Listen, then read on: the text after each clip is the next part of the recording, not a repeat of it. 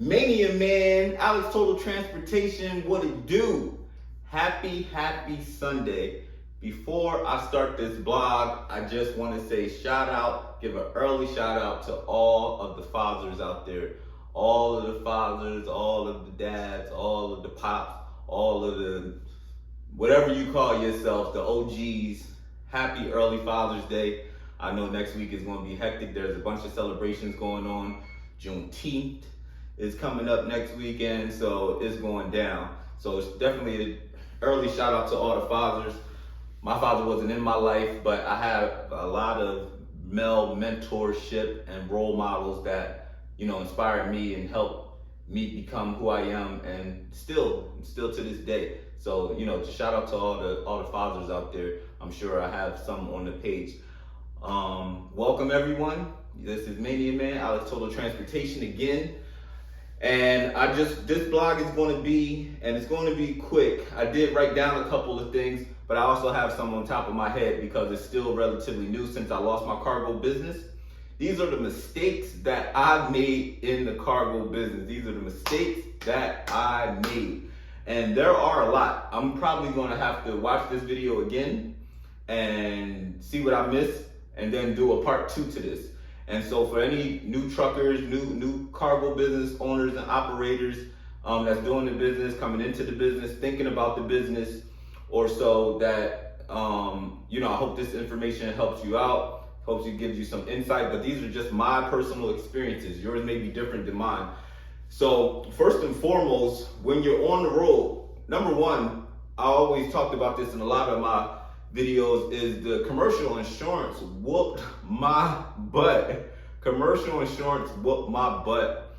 I think Progressive takes on a lot of new drivers. I probably call at least, and I'm not even joking, at least 35 commercial insurance companies, and nobody would take me. I guess it was because I had a new DOT. Somebody would have to tell me how tough it is for somebody with their own authority and their DOT number to get, commercial insurance. But Progressive apparently takes a lot of people. I know in the union on Facebook group, I know some people that started the business or just got their commercial insurance, and a lot of people sign up with Progressive. I see various different prices. Mine was crazy high, well over $1,500 a month. So one of my first mistakes in cargo was paying those monthly bills and that outgoing money as far as insurance, and then the van not moving. I think I could have been, and for those who've been my earlier subscribers and supporters, you've seen me from no loads to at least 2 loads per week, 2 to 3 loads per week across state lines, OTR, over the road. And I think that was a mistake, man. I think I should have got commercial insurance way later, once I had gotten with a relationship with a carrier company or on some of the local driving apps or so, to just get started and make some money so I could afford those costs. Because coming in, it is just a setback. You're accumulating so many new bills. You got the gas for your van. You got the maintenance for your van. I don't care if you have a newer van, you're going to have maintenance. You're going to get a flat tire. Hopefully your transmission doesn't blow out like mine in under 4 months. Your windshield wipers, you can hit a deer. These are some of the realistic things that happen when you're on the road. So my first thing was, I can't believe that I accumulated that bill, and I was like, okay, it's $1,700 just for commercial insurance. Aside from my regular bills that I have, like, why didn't I take the time and say, this may not be feasible for me, and where I'm at in life, transitioning out of education into the cargo business, I definitely wanted to be a success. But there's some ways around it. I know that I talked to some people, and you could tell the insurance companies, you're not planning to go over 1,000 miles. Maybe that'll lower your rate. Or, if you're going to do local work first, like, I encourage people to do local work first. I think I should have started with just doing local work. My first load was all the way in Kentucky. You know what I mean? So, and that blog is out, my first load. I'm still proud of that. So my first mistake was the commercial insurance and not doing the due diligence and the research to either get a lower rate or figure out or doing local runs in order to make money. While my van was sitting, I'm paying on it. I got the car. I'm paying for the van. I'm financing it. I got commercial insurance, highest bill I've ever paid in my life besides college loans, and I'm not making much money. Not in the van anyway. On my personal time, maybe Uber or Lyft or just some other things to make money. But so my first mistake was commercial insurance. Now, when I was OTR, when I was on the road, when I was over the road, my early mistakes was I was bougie as HE double hockey stick. I was bougie. I was not ready for the conditions. I'm a Florida baby now. I absolutely love it here. It's the same temperature all day, every day. Hot. And I got so accustomed to that. My first trip, I had on shorts. My first load, I had on shorts and a t-shirt. And this was March. I drove all the way up to Kentucky from Florida. It was 86 when I left here. When I got to Kentucky, it was about 23 degrees. It was like 23 degrees. I got sick. I rarely get sick. I have a great immune system. My body was not ready for the conditions. I also told you guys, if you watch some of my other videos or so, I didn't know how it worked. I didn't know if the carrier companies or the apps or so pay you half up front, and then when you do the job you get the other half. So I didn't know I had to cover all the gas and the tolls. So if you're doing that far run, I probably spend about $500 at least on gas up this Kentucky from here in Florida, and then you got to make your way back. And then if you don't get a load back to Florida, and say you go to Ohio or something, which is what I did, you got to fund that. So you have to, I don't want to say what you have to do. I want to say my mistakes was not having at least in savings a good, I want to say 5 to 7K easily, just for to start to start growing your business, to start learning the ropes, knowing what you're going to have to do. Emergency money for maintenance, for gas. You don't want to burn out all your credit cards and everything like that. I was using a bunch of credit cards for my gas at the time. I had just put out so much money paying for the van, paying for the DOT, paying for the MC, paying for the BC 19. It's a lot of paperwork and stuff for the Florida Motor Vehicle Commission to be regulated and to go outside of the states. And I just wanted to make sure all my paperwork was legitimate and everything, because I was new to the business and I didn't want to be illegal in any aspect, which I wasn't. So yeah, it's definitely commercial insurance, the gas. Next was the hotels. I stayed in a hotel, I think on my second night, I believe out in Ohio. And why? Because I was feeling sick.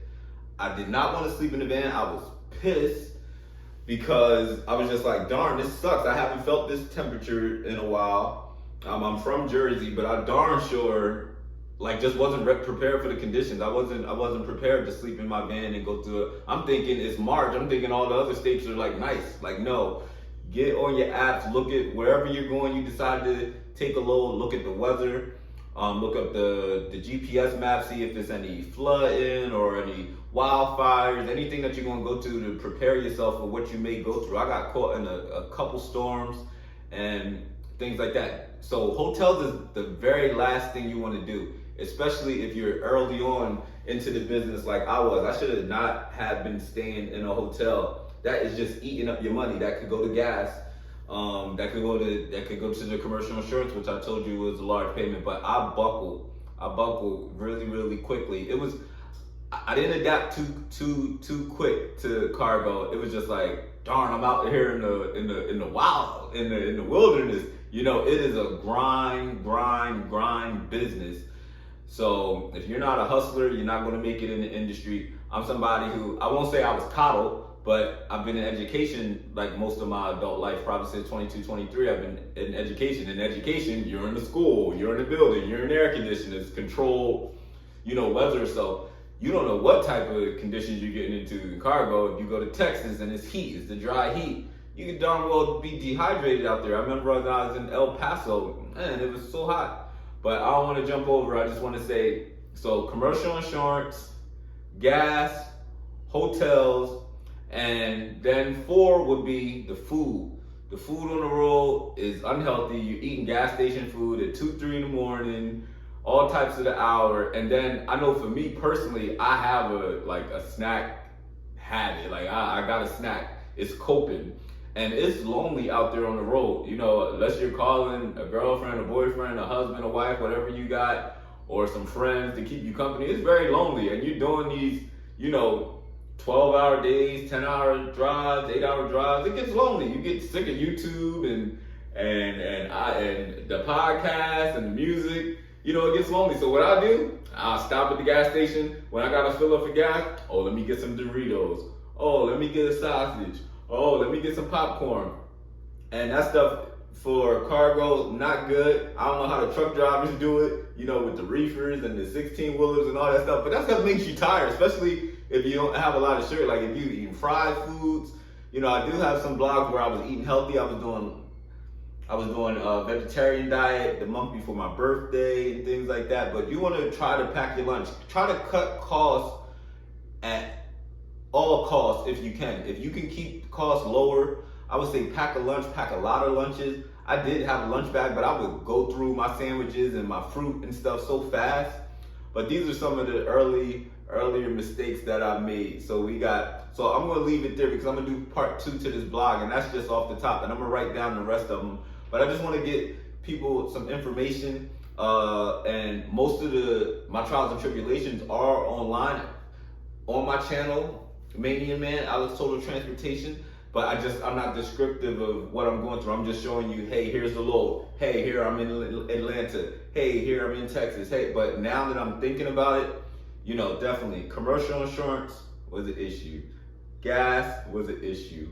Hotels were an issue. Food was an issue. These are all things that I could have honestly cut costs on, and I don't even want to give it a number for what I did in the 3 months for each of them. Now, note, the hotels, I got better at sleeping in the van, getting prepared for the conditions, or so. Just remember this from this video. Your van is your mobile home. If you're OTR, plan to be out, and if you're consistently getting loads, plan to be out of your house, not home, for at least 2 weeks, I want to say. In order for you to make money, I think the only time I was a little bit above water or almost turning a profit after the gas, after the insurance, and after all the bills was when I was at least out between 11 and 14 days. And that didn't happen too much in my 3 months of cargo. So that's that. I hope this helps out any newer drivers. I hope this helps out any drivers that are experienced in the field. And hey, let's share some information. Let's comment. Let's like, share, subscribe, do all the stuff the YouTube people say. I appreciate y'all for sticking with me, supporting me, giving me some encouragement as I'm transitioning to whatever new field I'm doing. I'm doing well. Sunday dinner is in the oven. I'm gonna have some wine tonight. Again, happy Father's Day to all the fathers out there. I know none of us are here without a mom and a dad too, technically, but the women have the babies.